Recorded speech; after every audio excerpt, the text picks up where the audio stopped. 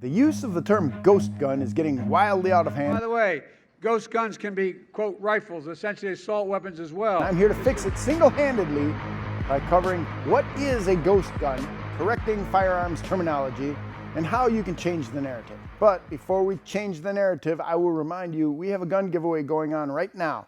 You can enter for free, but it ends really soon. So just click the link in the description down below to reveal which brand new gun you could win.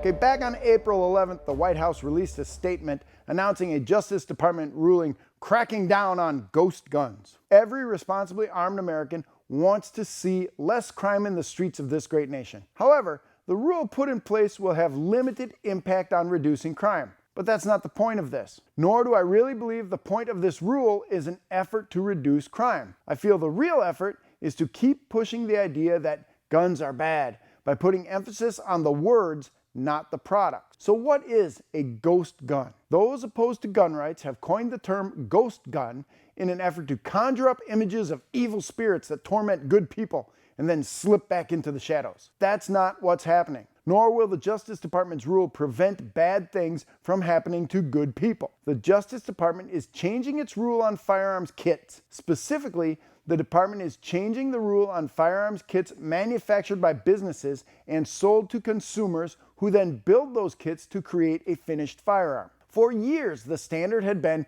80-20, meaning that the kit could be 80% complete, then the consumer would have to finish 20% of the work, including some pretty important machining, in order to complete a home-built firearm. We could go off on a tangent here about what the new ratio will eventually be. Will it be 50-50? Will it be 25-75? I'll say for the record that ratio will continue to change. First though, anti-gun politicians must vilify home-built firearms kit, and they can best do that by calling them ghost guns. So let's talk about the correct firearms terminology. We've seen it before when anti-gunners wanted everyone to stop using cop killer bullets and assault weapons. Both of those are made-up terms with no basis in reality. Does anybody remember the early 80s when every gun control group in America demanded that Teflon-coated bullets be made illegal because they could allegedly penetrate police body armor? Most people still believe it, but the inventor of Teflon-coated bullets pointed out repeatedly that the coating of Teflon actually cut down the bullet's ability to penetrate both nylon and Kevlar body armor. No one reported that part of the story, and the term cop killer bullets stuck, and it's with us today. And of course,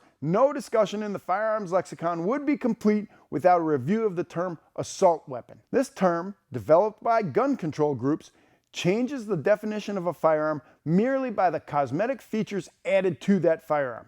Put a pistol grip and a barrel shroud on a Ruger 10/22 and you have made it an assault weapon, but only in some jurisdictions. Apparently, an assault weapon is anything that any anti-gun zealot says it is. So this brings us back to the term ghost gun, which first gained prominence back in about 2014 when California Senator Kevin De Leon stood in front of a group of reporters and declared the AR-15 he was holding to be a ghost gun and said it had the ability to disperse with 30 bullets within a half a second. While De Leon was roundly and rightly mocked by the gun owners of this country, some people actually believed him. And you know the drill.